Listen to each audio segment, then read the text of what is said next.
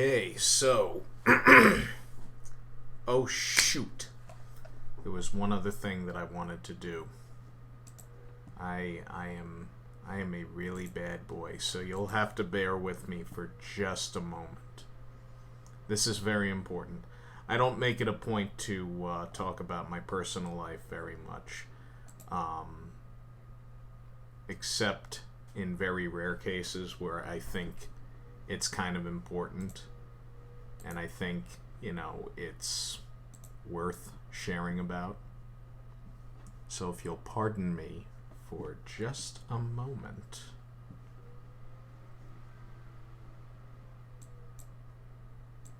Oh, I gotta do this. I'm gonna be mad at myself if I don't.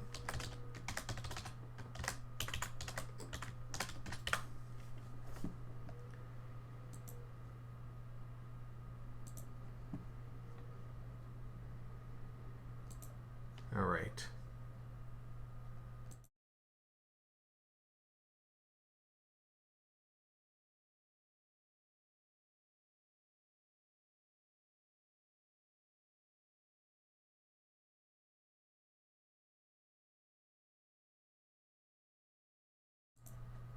That wasn't supposed to happen.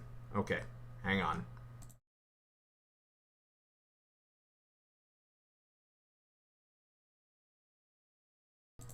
Okay, there we go. Now you can see me, now you can hear me. This past Saturday, my girlfriend of 2.5 years became my fiance. I am pleased to share this announcement of our engagement. I love Stephanie very much, and she loves me back, and it's a joy to have her in my life and to be able to share it for the rest of our lives together. I love you, dear. So, after that gross display of incompetence on my part, technologically, I mean, look at her. She's gorgeous, isn't she? Anyways, I better stop because she might yell at me later. Being like, why would you do that? Why would you get me involved? Well, I am not at all afraid to say that I'm in love, and she's awesome, and yeah, very, very, very good things. There are also some other really nice things coming along. Let's see. As usual, I got the LuckyZilla comics available. Next Thursday, a week from today, we are launching the 21st issue of LuckyZilla. Speaking of which, let's bring up the ads. Still plentifully available is LuckyZilla the game, which you can play the adventures of the Drezen Media webcomic. And you can also watch some earlier adventures of Lucky in the DVD or Blu-ray set, A Celebration of LuckyZilla, which came out late last year. But, as always, there are the comics, and there are a lot of them. Check them out on LuckyZilla.com. You can also buy them and also support our affiliate comic flea market at the same time. It's a small press comic book publishing company. Let's see. I got a lot of stuff here. Published 20 issues of LuckyZilla already, and this is the more recent issue that's available. Sort of a horror film motif, stuck on a deserted island with a mythical golden shark. This one brings us more back to basics with Lucky up against his most dreaded adversary, the Ref. So, enough of that. Let's get into the subject of our evening. Just a little bit of background on the subject at hand. The great Lon Chaney, born Leonidas Frank Chaney on April 1 of 1883. He was born to a couple that were deaf mutes, and it almost seemed a little symbolic that he would eventually go into the infant film industry, which was silent when he entered pictures in 1912. Chaney was on stage with his then wife, Cleva Creighton, who was a notorious flirt, and she cheated on Lon a few times, and I think he might have done the same thing. And one thing led to another. She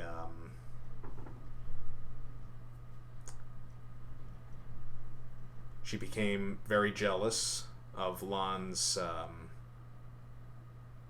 rising fame, and she drank poison on stage one night, and it damaged her vocal cords. So, yeah. She was the mother of Lon's only child, Creighton Chaney, who would become Lon Chaney Jr. later in life.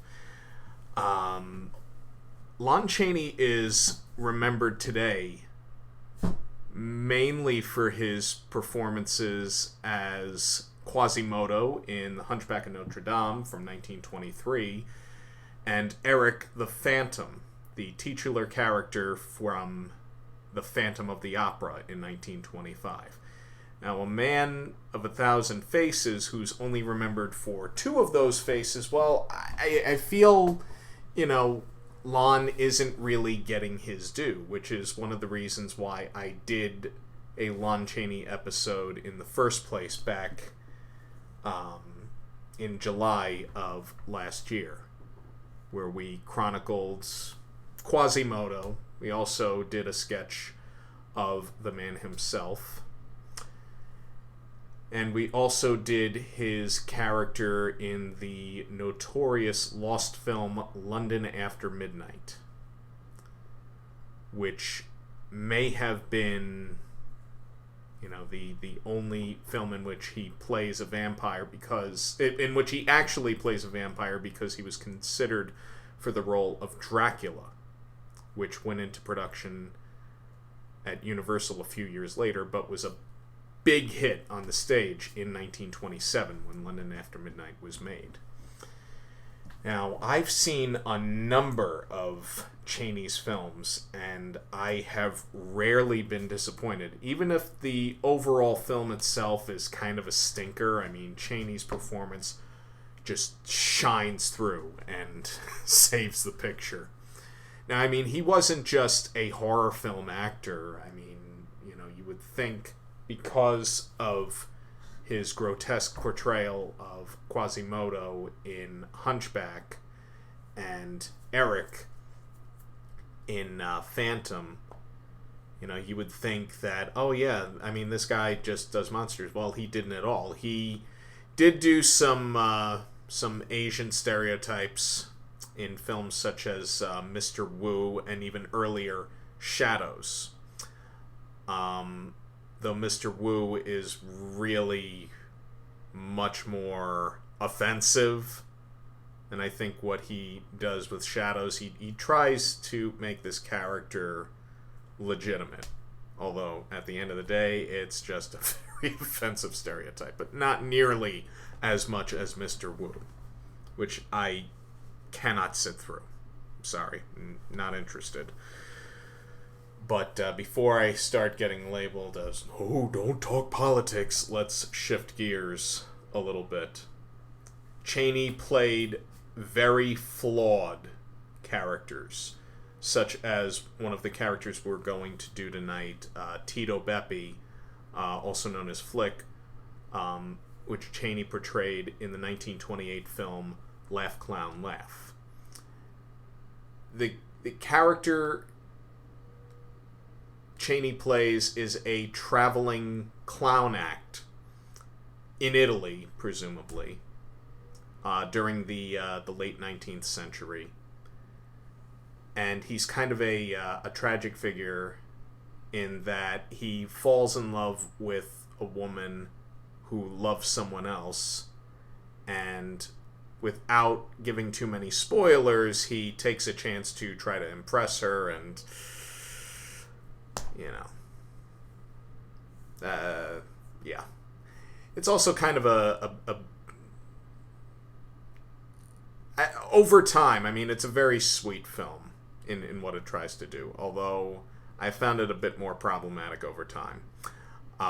What we are going to start with is Chaney's portrayal of Alonzo the Armless Wonder, who he portrayed in the 1927 film The Unknown, which was long thought to be lost for a number of years because it was labeled on the only surviving print Unknown, leading whoever ended up purchasing that print to think, oh, I don't know what's on here, because it was marked Unknown. And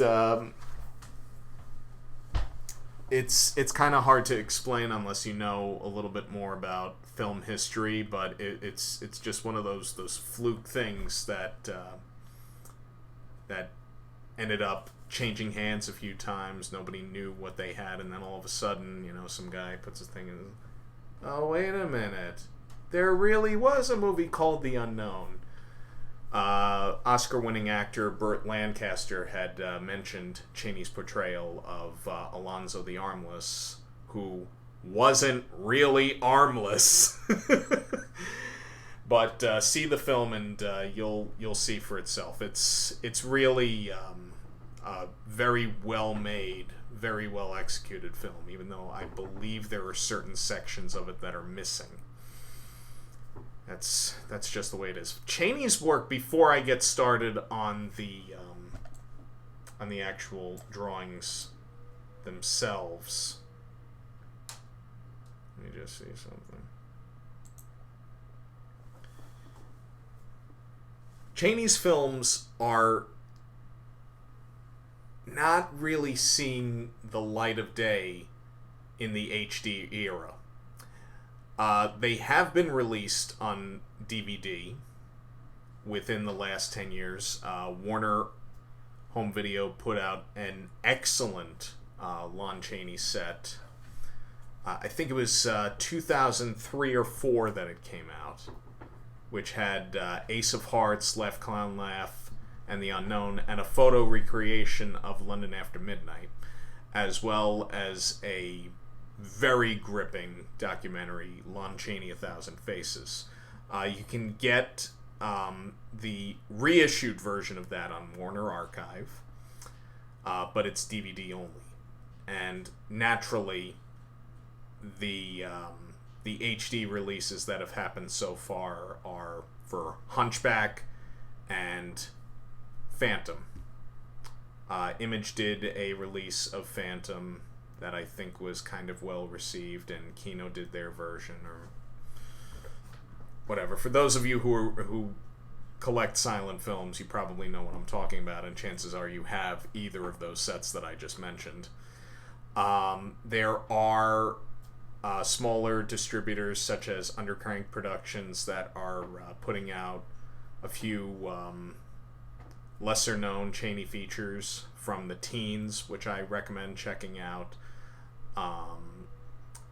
Do I have that right? Let me just see. Undercrank Productions. Gotta show some love for my buddy Ben Modell. Great guy. Silent film accompanist Ben Modell. Yeah, there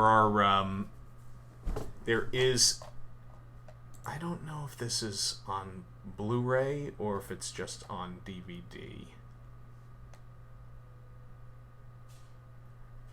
Yeah, it's on DVD, but still, I would recommend anything that Ben does, whether I've seen it or not. Yeah, Before a Thousand Faces. 3 rare Universal features from 1915-16. That's when Chaney was really just getting started. before he was known for being a makeup man. Now, I'm going to do some more jabbering as I finally get started. Let's start the music.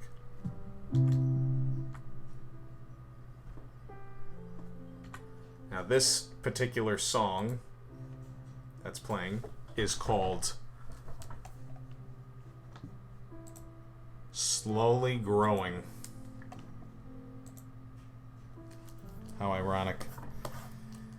So, I did say we were going to start with Alonzo. Now, here is a poster from the film. And we're going to hide that. Over here for reference. Also, this is the rough, a recreated rough that I have of Chaney the Man that I did on the previous episode.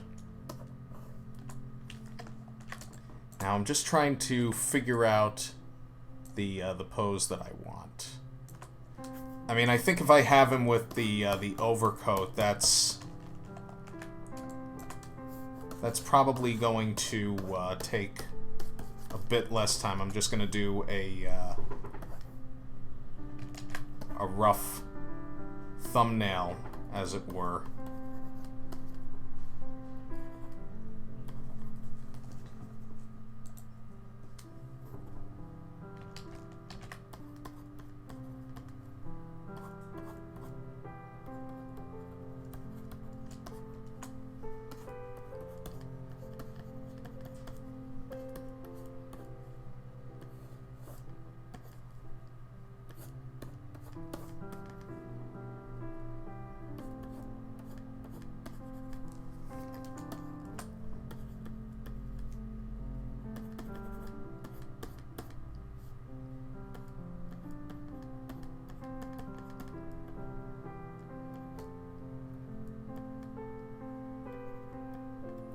Chaney is known and pretty much stereotyped for being a silent film actor. He did make one sound film in 1930 before his untimely death. And he had he had quite a voice. I gotta say, I've seen a number of films with silent film stars that didn't quite transition well, particularly Douglas Fairbanks and Mary Pickford in The Taming of the Shrew, which is a hilarious movie, but for all the wrong reasons. But Chaney's sound film debut, and unfortunately final film, is simply remarkable. Although the Unholy Three is visually superior in its 1925 film version. I mean, let's face it, the overall package that I think is superior is the 1930 film, because Chaney speaks. Dupe! Eric Grayson, editor of the Lucky Zilla comic book, is watching. He is also a film restoration person. He is currently working on a restoration of a mascot cereal called King of the Congo, which featured a very early Boris Karloff performance. And it was also a part talking cereal. I believe a handful of chapters had spoken dialogue. So that's in the works. Now, please do not ask him for updates. He is working as hard as he can on them. It's very difficult to do on your own when not too many people believe in your project, and furthermore, you know, there are certain things that are clashing against you.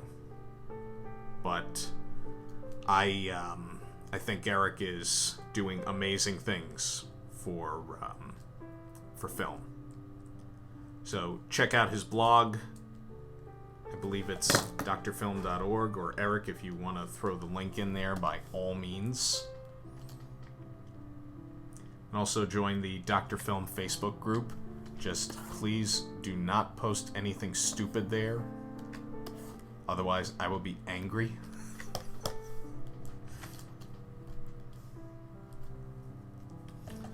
Let's see. Let's try to get the face going first. See, the thing that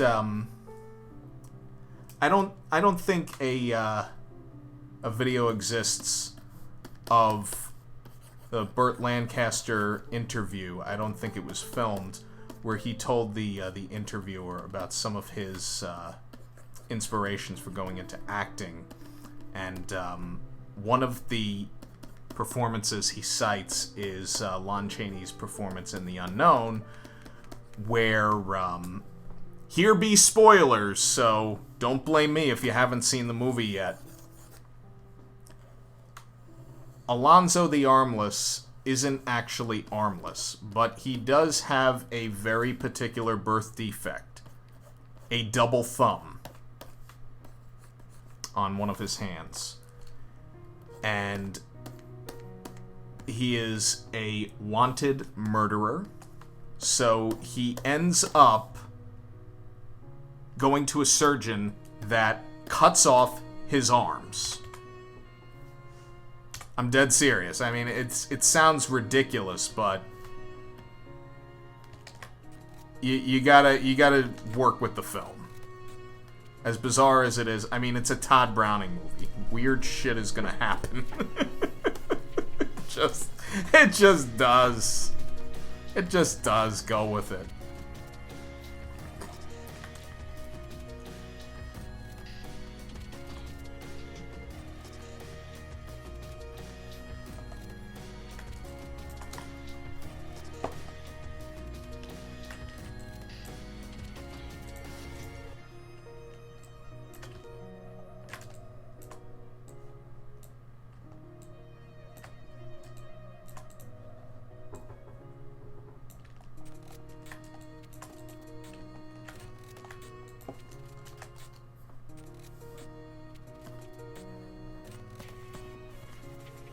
The Unknown is not my favorite Chaney film, but it's not bad either.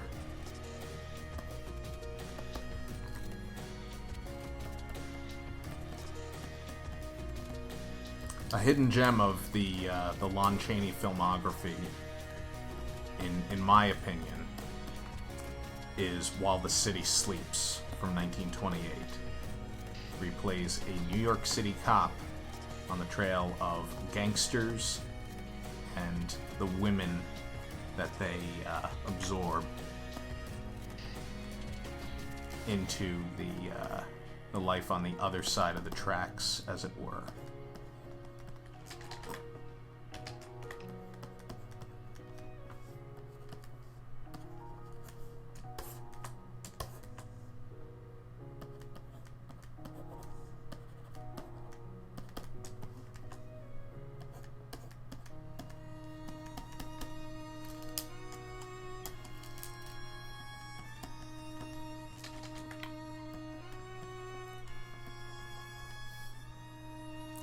The Unknown also stars a young Joan Crawford and one of Chaney's Phantom co-stars, Norman Kerry, who, unfortunately, like many silent film leading men and women, disappeared with the coming of talkies.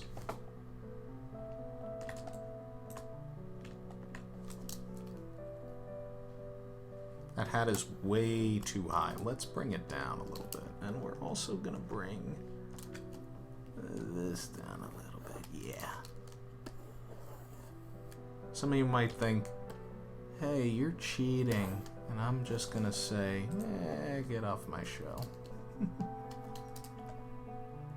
Some of you might even say dupe. And I will say, well played, and then continue what I'm doing.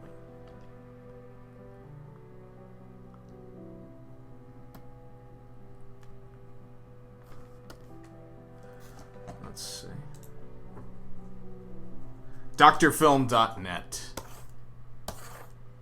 That's right.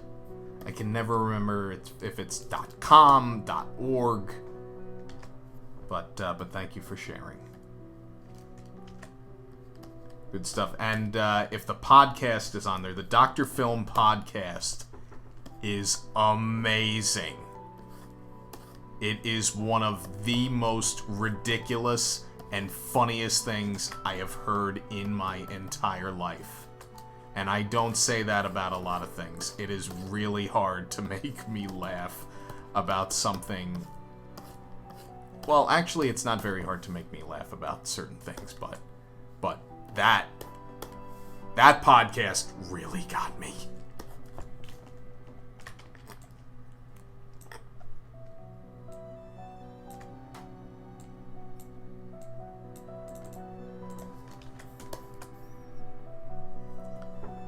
And I'm getting all sorts of stupid emails from stupid spammers trying to sell me things. I have no money.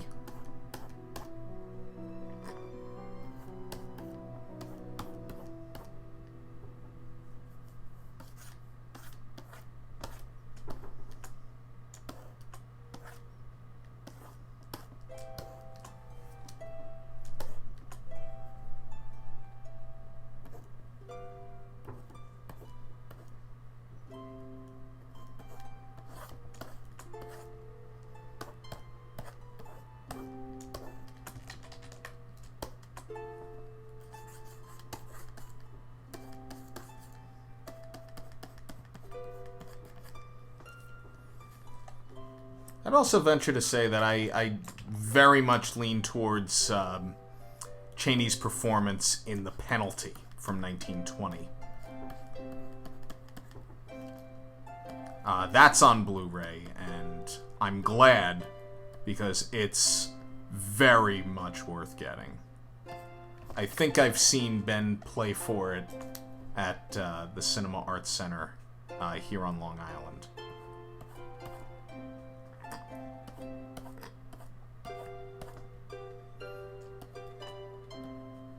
When the City Sleeps, in particular, features Anita Page in a supporting role, as well as Wheeler Oakman, who is a not very well-known character actor from the period, who appeared in the first all-talking film, Lights of New York, that very same year. He delivers perhaps the best remembered line in the film, which is, "Take him for a ride."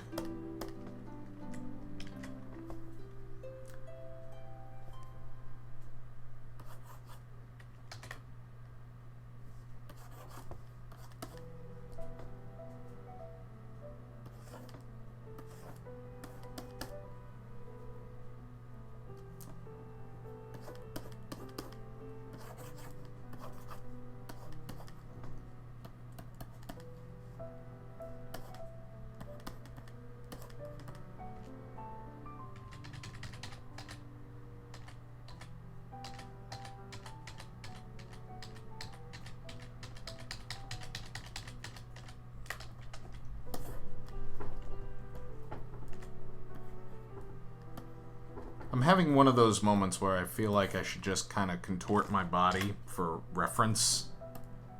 Just stick my foot up in the air. I'm not gonna do that, but... much as I could see some of my friends being like, "Come on, peer pressure, do it." This ain't high school. I don't do that crap anymore. Not that I did in high school either. You can ask any of my friends that I still talk to from high school, which I'm pleased to say is very few, because I had very few actual friends in high school. But it takes some growing up to really you know, learn that for a fact.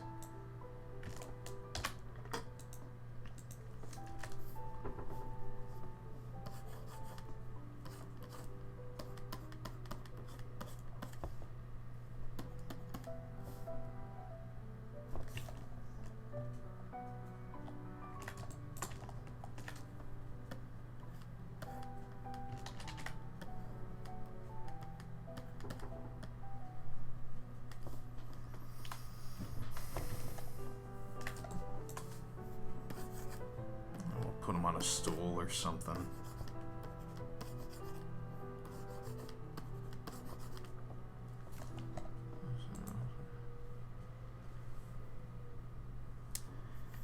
Yeah, I'm not surprised to learn that. I mean, he died pretty young. I mean, well, you know, look at who we're talking about. Chaney only lived to 47.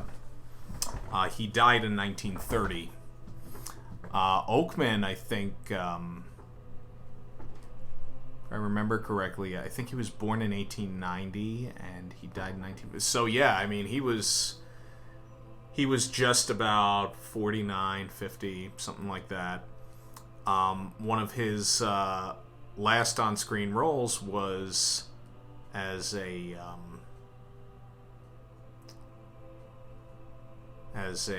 lieutenant for Ming the Merciless in the second Flash Gordon serial, Flash Gordon's Trip to Mars in 1938. But I've seen On With the Show, which Oakman appears as a supporting player, and he... I wonder if his on-screen drunkenness bit is legitimate. Now with you having said that.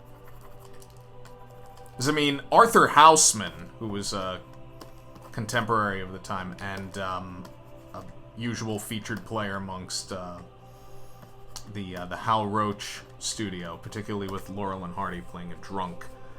I mean, he was a pretty convincing drunk. I don't know if he was an alcoholic in real life. If he was, then I guess that wouldn't surprise me either, but Oakman I could see quite easily. Alright, I think we can get rid of this. I don't need this anymore.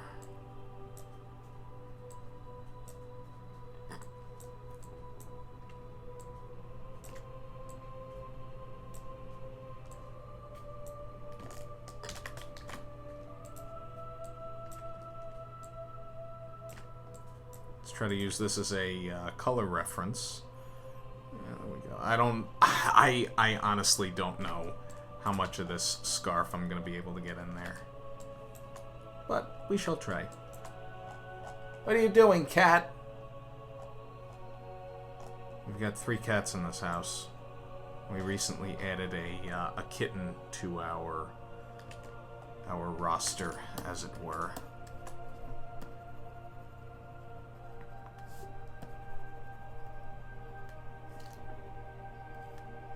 One film of Chaney's that I had wanted to see for the longest time that I only just saw was Outside the Law, which is really more of a Priscilla Dean picture. Chaney was still coming up, but he made a considerable impact in that film, and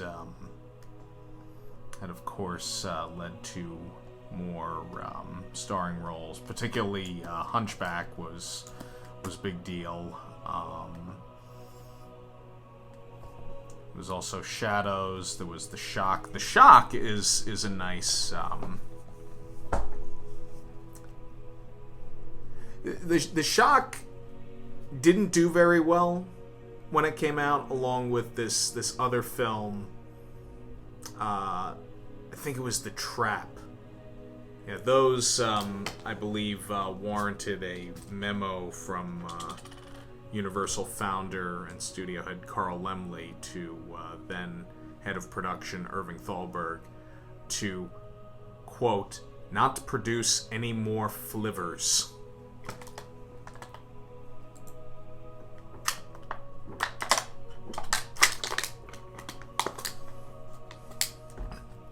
Houseman was a legitimate drunk. Well, it's a shame that that what we see on screen sometimes is real.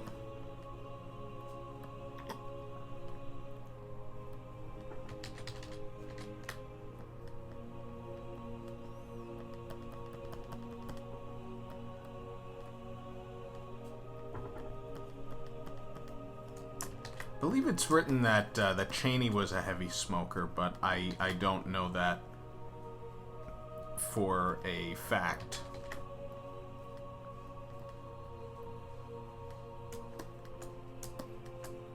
He enjoyed his privacy, which, you know, I can certainly relate to. He said very famously, "Between pictures, there is no Lon Chaney." There are home movies that exist, which is really freaking cool. Oh. Illustrator is angry, and occasionally it yells at my tablet, which I'm not happy about when it does.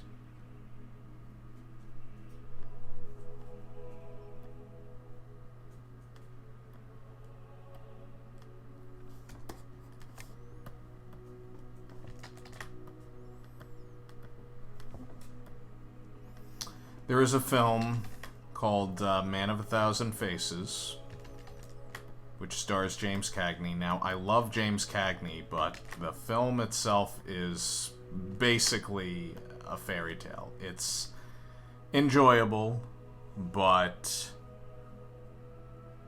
it was just, you know, it wasn't as heinous as the Buster Keaton story with Donald O'Connor. That is probably one of the worst films I've ever seen. I used to know the daughter of the screenwriter for The Shock. She sat on Chaney's knee. She died in 2005. Let me see.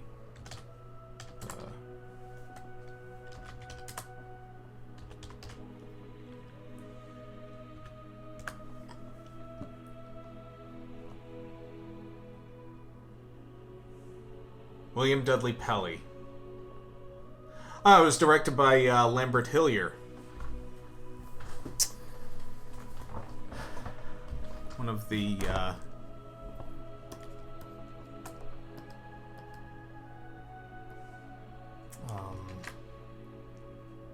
contract directors at Universal who directed Dracula's Daughter. And I know of him in particular for directing that god-awful Batman movie serial of 1943.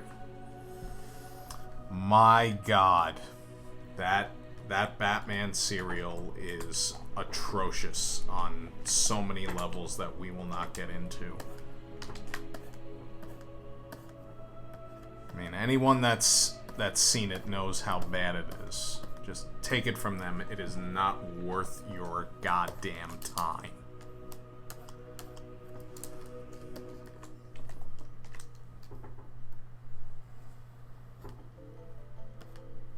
Especially if you're a Batman fan.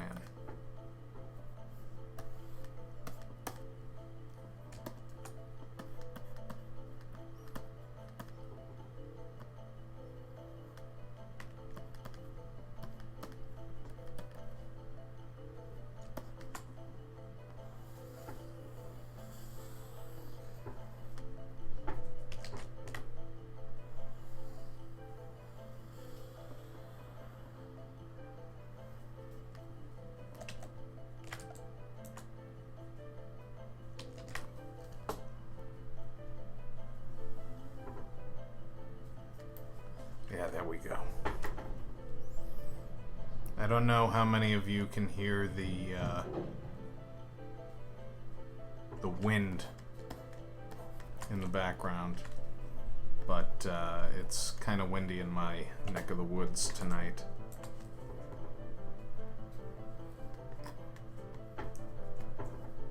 I might even call this episode early just so that I can go watch some Lon Chaney movies. And I mean, I'm one of those guys that, you know, from time to time, you know, I won't stream stuff because Amazon has some Chaney films to stream, which is nice, but a lot of them don't have music. And I have to have music when I'm watching a silent film. And, I mean, the canned music is the worst, so I don't mind getting the Image DVD releases. I don't mind getting the Kino DVD releases. You know, even if I go to the library, well, I can't really go to the library now. This is stupid COVID.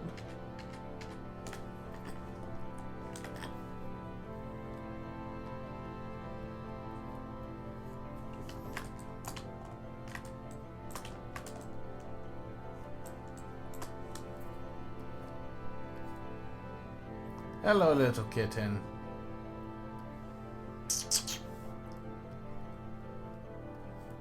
We have the cutest little kitten. Her name is Maleficent.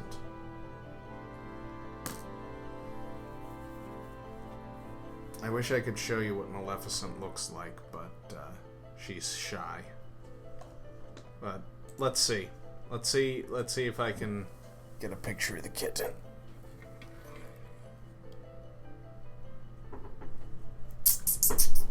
Let me see if I can zoom in just a little bit. It's gonna be grainy as hell, but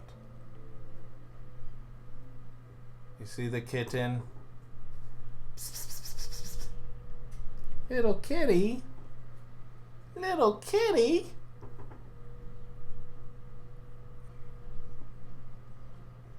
What she's doing? What she's doing, little cat?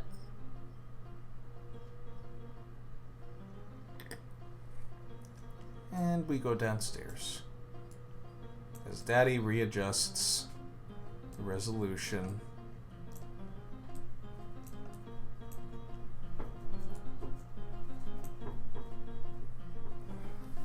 And then puts the camera back where it belongs.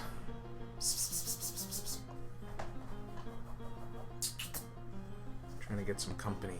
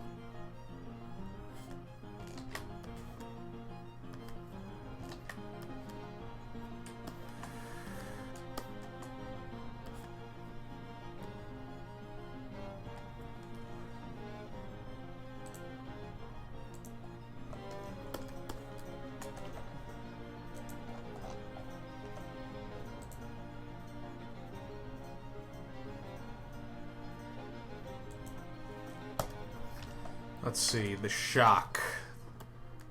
Shock is a good one. Shadows, you know, I never forgive stereotypes, but at the same time, it has its moments. It's not perfect, but I think Chaney does his best with what he has.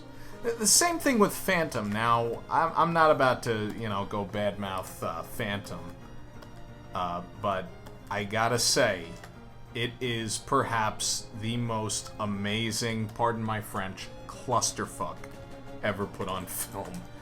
It was a very troubled production. It went through development hell. It had about 6 or 7 different people working on the story. It was purchased as a Lon Chaney vehicle, like right from the start. They were just like, yeah, we gotta have Lon or we can't make the movie. And at the time, he was... I don't think he was under contract to MGM at the time. But he did sign with them a year later to do several pictures, including The Unholy Three, The Blackbird, and The Monster, among others. And he remained under contract to MGM until his death in 1930.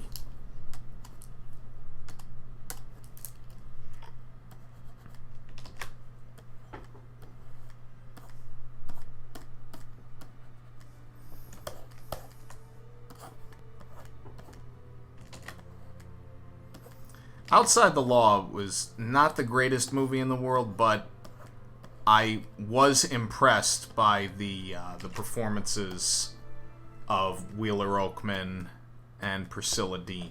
Even though I really saw it hoping that I was going to be gushing over Chaney's performance, and he isn't in a lot of it, but he's definitely in it when it matters.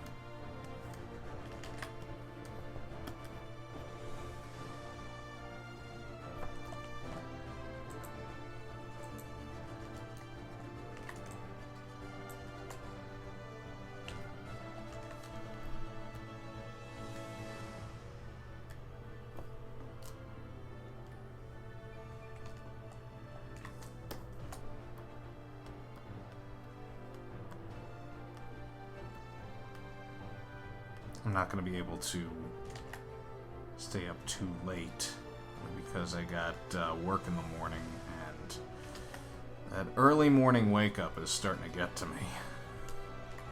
But honestly, as far as I'm concerned, it's my magic time.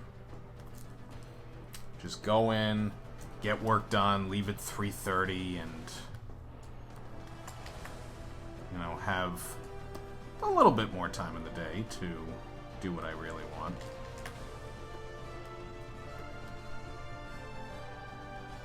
I don't all the time, but I at least try to think that way.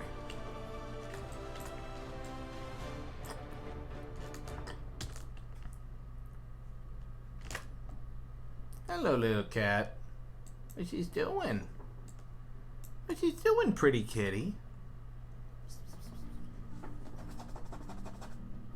Mamas. There's some really brutal winds out there.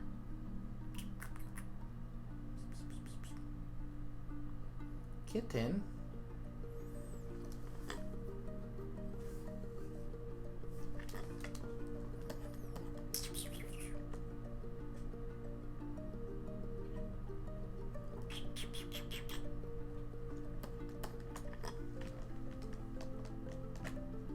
See now.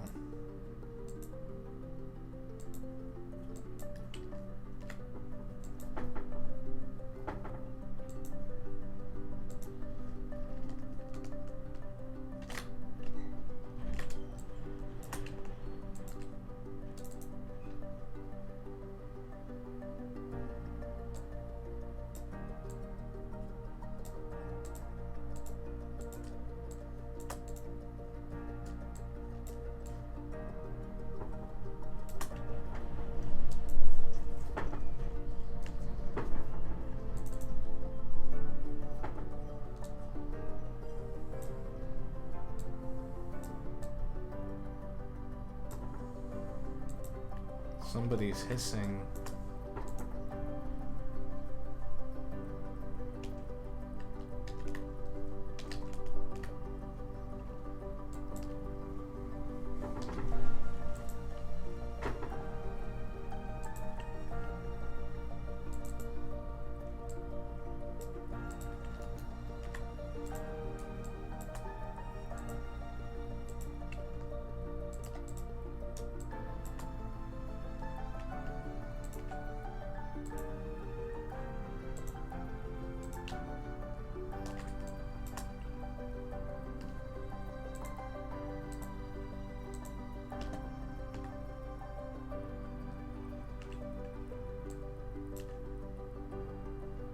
Hello, little kitten. Hello.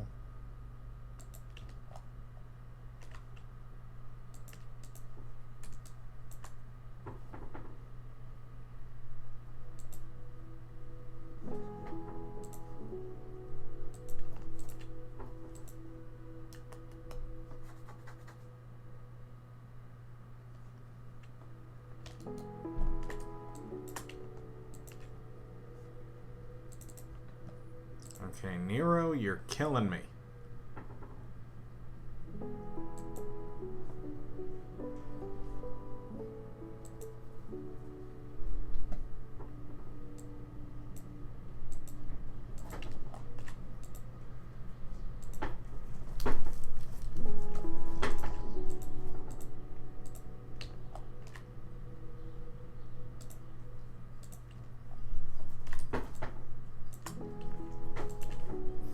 I think I gotta change the color of this overcoat.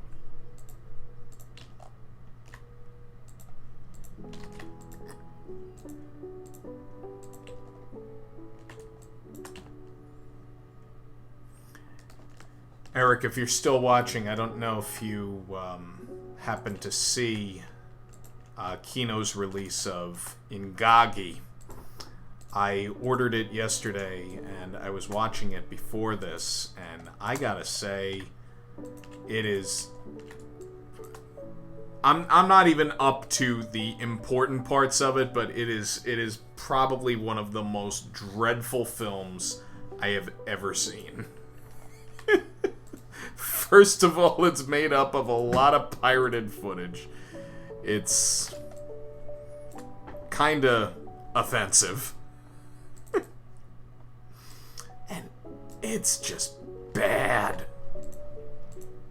I mean, it's what I expected, though, so I kind of gotta, you know, give it a little bit of leeway, or whatever word you want to use to describe it. It is horrendous, and I haven't even seen the worst parts of it yet. And I'm kind of not looking forward to it, but hey, I knew what I was getting into, and I deserve it.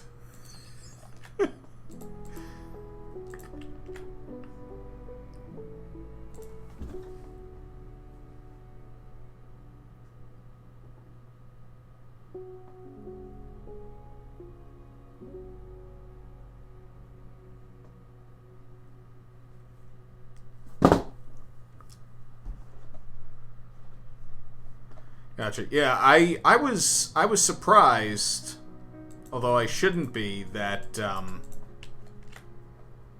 Ingagi was tinted. I mean, because it was recorded on Vitaphone, and many tinting methods faded by the early 30s because of the optical soundtrack being somewhat mangled in the process. It was a candidate that was kind of suited to tinting.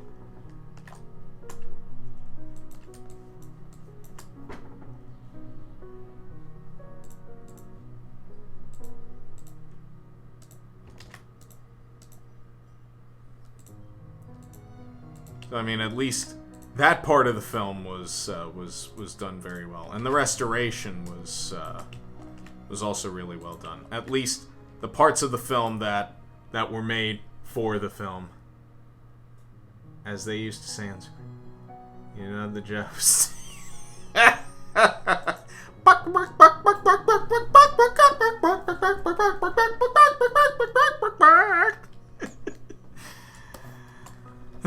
But do not expect a Super Chicken Drezen Draws anytime soon. I'm sorry to disappoint fans of Super Chicken, Milton the Monster, and the like.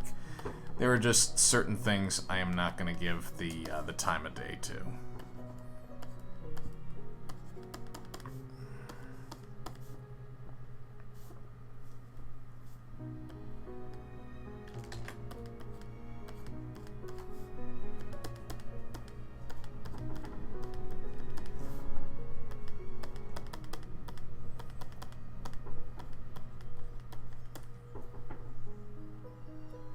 A hipster? I am not a hipster. Now, I know I've seen a handful of Super Chickens. You know, it kind of reminds me of Super Duck, which was published by Archie in the 40s. And it was rebooted very terribly by Archie in recent years. Just ask Milton Knight about it. Or better yet, don't ask Milton Knight about it. Ask him about Robotnik instead. On that one. Like, oh yeah, I hate Robotnik. I'm sorry, Milton.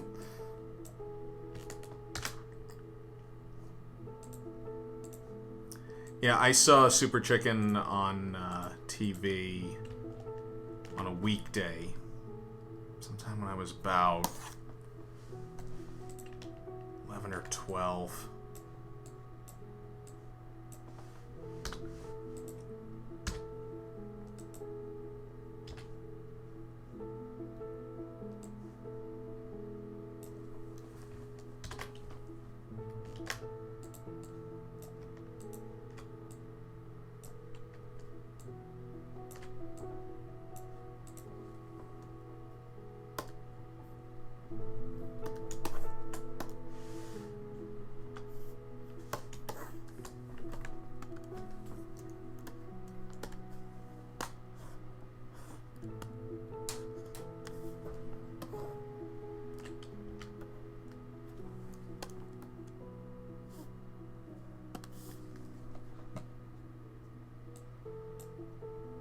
I don't know, folks. This might be one of those episodes where I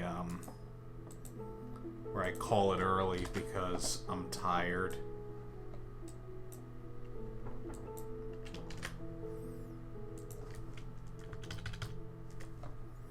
Let's see. We got more film history facts from Eric Grayson. Kodak actually introduced no pop tints in the 1930s, but the whole process went out of favor. Incredibly, parts of King of the Congo are tinted.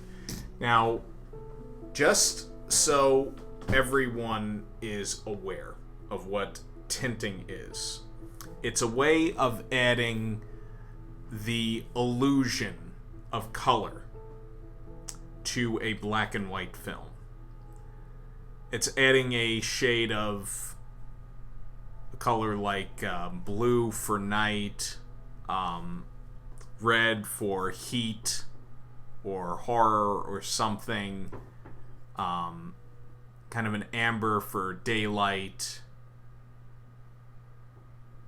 and occasionally green for night. It was a very effective process for silent films, especially when photographic color wasn't available, because it was hugely expensive. But there was photographic color in the 1920s and before sound.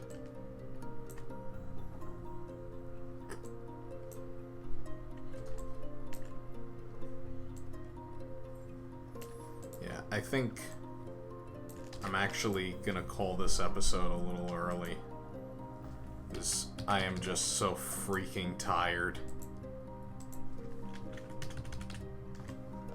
And this was quite a challenge, but one that I'm proud to say I took on. This Chaney is a remarkable actor with a raw talent that can never be equaled. If you've never seen one of his films, I highly recommend checking them out. There is a Lon Chaney collection that is available from Warner Archive. Support official releases. I wouldn't pirate this stuff, because the people that have been preserving this stuff, they make a living. Eric is one of them. Ben Modell is another. Tommy Stathis is another. So support official home video releases, be they from Warner Archive or any of the independent labels. So for now, I'm gonna call it. We will pick up another Lon Chaney episode down the line. But for now, let me just stop the music. For now, I hope all of you are staying safe wherever you may happen to be. Please wear your masks. I know it's annoying, but it may help. It may be the difference between, getting COVID and not getting COVID. I have not gotten COVID, knock on wood, but I know people who have, and it's miserable. So please don't put yourself in a situation where things could get miserable.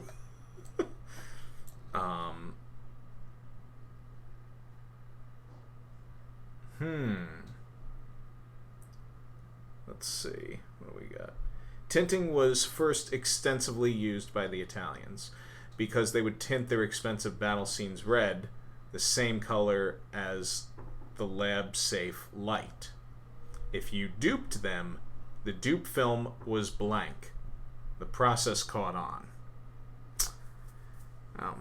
We may have to do an interview segment sometime down the line about the history of film, and not even just, movies, but the actual process of shooting film, developing film, and distributing film.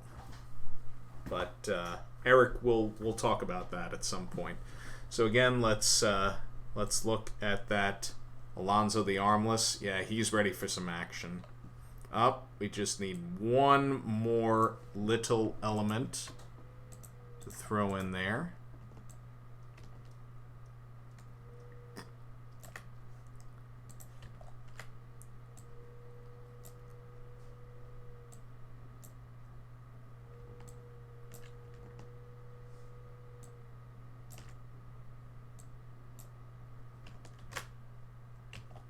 Yeah, he's ready for action.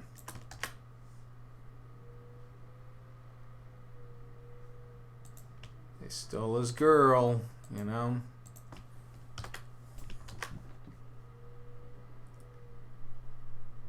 So if you like what you see here, and you would love for me to show your kids how to draw, or your friends how to draw, I am booking birthday parties and corporate events. Everything is virtual for the time being, so please understand, as much as I would love to be in the same room with you and go around and, critique you and help you develop skills you probably didn't know you had, we can't do that until this lifts.